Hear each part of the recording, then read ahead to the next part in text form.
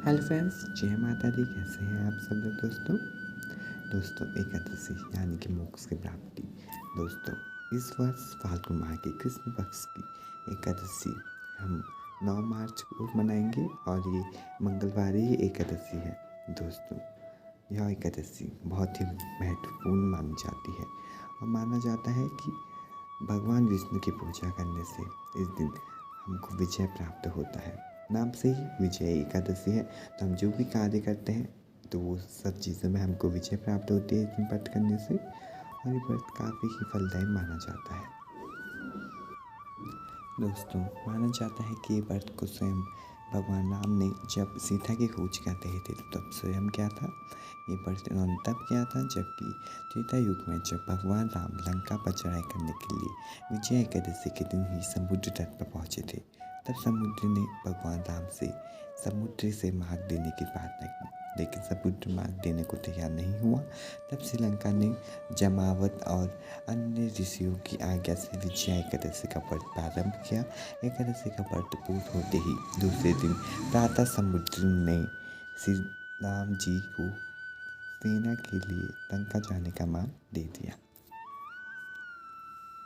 दोस्तों, जैसे कि आप सभी को पता है कि साल में 24 एकादशी आती है और कभी अधिक मास करने पर ये इनकी संख्या 26 हो जाती है। जैसे कि आप सभी को पता है हर एक एकादशी का अपना अलग अलग महत्व है, उसी प्रकार विजय एकादशी का भी अपना ही एक अलग महत्व है। जैसे कि आप नाम में ही देख सकते हैं विजय एकादशी, तो उसी प्रकार इस दिन व्रत करने से आपको हर कार्य में विजय प्राप्त होती है। आप जो भी कार्य करेंगे इसमें आपको विजय प्राप्त होगी और आपकी मनोकामना अवश्य पूर्ण होगी। दोस्तों, यह एकादशी का व्रत उन लोगों को अवश्य करना चाहिए जिन लोगों का कार्य कभी भी पूर्ण नहीं होता, जो हमेशा हार मानते रहते हैं, जिनके बढ़ोतरी नहीं होती है, चलते चलते काम अटक जाता है, आर्थिक स्थिति अच्छी नहीं रहती है और किसी भी कार्य में सफलता नहीं मिलती है। ऐसे लोग यदि पूरे विधि विधान से विजय एकादशी का व्रत रखते हैं तो उनकी सारी इच्छाएं पूर्ण होती हैं। यह एकादशी शत्रुओं पर विजय दिलाती है।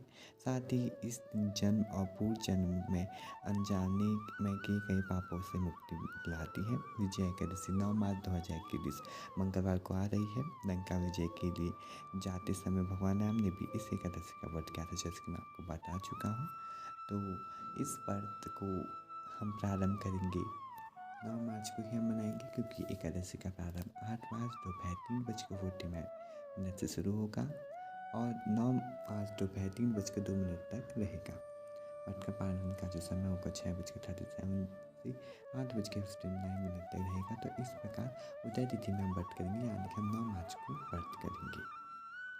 तो दोस्तों, ये तो थे कुछ पूजा के मुहूर्त जो मैंने आपको बताया था। आपका इस टाइमिंग का आपको ध्यान रखते हुए इस दिन का व्रत आपको करना चाहिए। दोस्तों, इस दिन आपको सुबह ब्रह्म मुहूर्त में उठ जाना चाहिए। अगर आप ब्रह्म मुहूर्त में नहीं उठ सकते हैं तो आपको सूरज के साथ साथ उठ ही जाना चाहिए। फिर आपको स्नान कर लेना चाहिए। स्नान में आप चाहे तो काले तिल आप मिला के स्नान कर सकते हैं, वरना आप काले तिलों का उपटन बना के भी आप शरीर में लेप करके नहा सकते हैं। दोस्तों, फिर आपको इस दिन भगवान विष्णु के षोडशोपचार पूजन करना चाहिए। साथ ही साथ आपको पूजा में पीले पुष्प जरूर अर्पित करने चाहिए, क्योंकि विष्णु भगवान को पीले पुष्प अत्यंत ही पसंद है। साथ ही साथ आपको शुद्ध घी से बनी मिठाई का आप नैवेद्य चढ़ाएं। मुझे एकादशी व्रत की कथा सुननी चाहिए, या फिर आप सुना सकते हैं, या फिर आप स्मरण भी कर सकते हैं। पूरे दिन निराहार रहकर आपको भगवान विष्णु के मंत्रों का मानसिक जाप करना चाहिए। अगर आप निराहार नहीं रह सकते तो आप फलाहार भी कर सकते हैं, और आप चाहे तो सिर्फ जल पीकर भी इस व्रत को पूर्ण कर सकते हैं। मन में आपको किसी भी बुरी विचार नहीं आनी चाहिए दोस्तों, कि आप इस दिन चुगली ना करें, बुराई ना करें। दीन दयाल बुद्धों का आपको इससे मजाक नहीं उड़ाना चाहिए। जितनी हो सके आप इससे मदद करें, या फिर अगर आप मदद भी नहीं कर सकते तो आप दूर रहें। आप चाहे तो इस दिन रात्रि जागरण कर सकते हैं भगवान विष्णु के नाम का, और आप इस दिन पूरे दिन भर रात भर आप भगवान विष्णु के मंत्रों का आप जप कर सकते हैं। और दूसरे दिन आपको पारण कर लेना चाहिए। व्रत का जो मुहूर्त मैंने आपको बताया 6:37 से 8:59, आपको इस बीच में आपको पारण कर लेना चाहिए। साथ ही साथ आपको इस दिन दान दक्षिणा आप दे सकते हैं। इससे भगवान विष्णु की आपको बहुत कृपा दिखती है।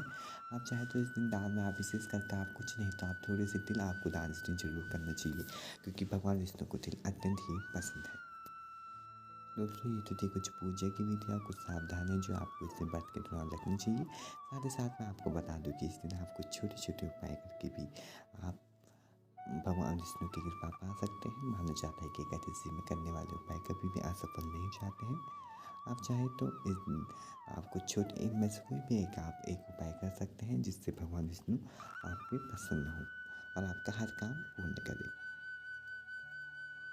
दोस्तों ये उपाय है कुछ कर्ज मुक्ति के लिए। तो पहले मैं आपको उपाय बताता हूँ। तो दोस्तों इस दिन आपको भगवान विष्णु के साथ साथ माता लक्ष्मी की पूजा तो करनी ही चाहिए क्योंकि वो उनकी पत्नी मानी जाती है। साथ ही साथ आपको इस दिन माता लक्ष्मी की कृपा भी अवश्य मिलेगी अगर आप भगवान विष्णु की पूजा करेंगे। जहाँ भगवान विष्णु होते हैं वहीं माँ लक्ष्मी भी खुद ब खुद आती है। कहा जाता है कि ऐसा करने से माता लक्ष्मी भी अत्यंत प्रसन्न होती है। शाम के समय आपको पूजा के दौरान भगवान विष्णु के नाम का 108 बार जप करना चाहिए। साथ ही साथ में आपको एक दिन माता लक्ष्मी का भी 108 बार जप करना चाहिए। इसके बाद मन की समस्या उन्हें कहें कि आपको क्या परेशानी है, कैसे आपको पैसे चाहिए। और कहा जाता है कि ऐसा करने से धीरे धीरे आपका जो कर्ज है वो ख़त्म होता है और आपको मुक्ति मिलती है। बहुत आसान उपाय था दोस्तों, ये तो आपको ज़रूर करना ही चाहिए। दोस्तों अब मैं आपको दूसरा उपाय बता देता हूँ। दोस्तों जैसे कि आप सभी को पता है पीपल के पेड़ भगवान विष्णु का मास माना जाता है। तो उसी प्रकार आपको इस दिन पीपल के पेड़ की पूजा अवश्य करनी चाहिए। पीपल के पेड़ के नीचे आपको पूजा के दौरान एक दीपक जलाने से सब शुभ फलों की प्राप्ति होती है। सुख सांसारिक जीवन भोगते हैं। तो यह कर्ज से भी मुक्ति दिलाने के सर्वश्रेष्ठ माना जाता है। तो आपको इस दिन ये उपाय भी जरूर करना चाहिए। बहुत ही आसान उपाय है दोस्तों जो मैं आपको बता रहा हूँ। ये सब लोग आप आसानी से कर सकते हैं। दोस्तों अब मैं आपको तीसरा उपाय बता देता हूँ। दोस्तों जैसे कि आप सभी को पता है एकादशी के दिन तुलसी का कितना महत्व है। तो आपको इस दिन तुलसी पूजा करनी चाहिए। इससे बहुत शुभ माना जाता है। कहते हैं कि ऐसा करने से भगवान विष्णु प्रसन्न होते हैं। एकादशी के दिन भगवान श्री हरि विष्णु के प्रसाद अर्थात खीर, पंचामृत आदि में आपको तुलसी के पत्ते अवश्य रूप से डालने चाहिए। आज में यही प्रसाद सभी को आपको वितरित कर देना चाहिए। यह आपकी घरेलू कहल को दूर करता है और आपको एक सुख संपत्ति दिलाता है और कर्ज से मुक्ति दिलाता है।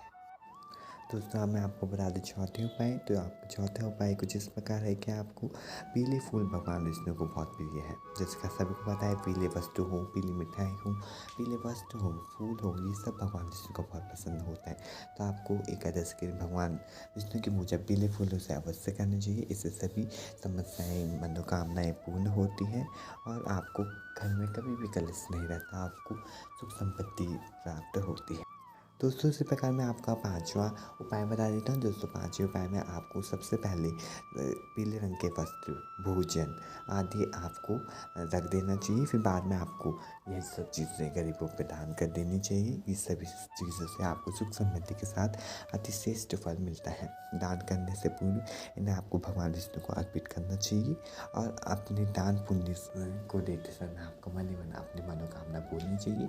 इससे भी आपका जो भी इच्छा है वो जरूर पूर्ण हो। दोस्तों अब मैं इसी प्रकार इस वीडियो का आखिरी उपाय बताने जा रहा हूँ यानी कि छठा उपाय मैं आपको बता दूँ। तो इस दिन आपको गाय का दीपक जला देना चाहिए और फिर आपको पूजा के दौरान इसको तुलसी के समक्ष संध्याकाल में आपको इसको रख देना चाहिए। ऐसा करने से जय परिवार में सुख शांति बढ़ती रहती है और आपको कर्ज मुक्ति मिलती है। तो फ्रेंड्स ये तो थी कुछ छोटी छोटी जानकारी एकादशी के बारे में। तो आप भी इस दिन ऐसे पूजा करें और इनमें से कोई एक उपाय आपको इस दिन जरूर करना चाहिए जिससे आपको भगवान विष्णु की कृपा हमेशा बनती रहे और आप करते रहिए। तो लव यू ऑल फ्रेंड्स, आपसे फिर मिलेंगे दूसरी वीडियो में। तब तक के लिए आप ध्यान रखिए, हंसते रहिए, खिलखिलाते रहिए। बाय।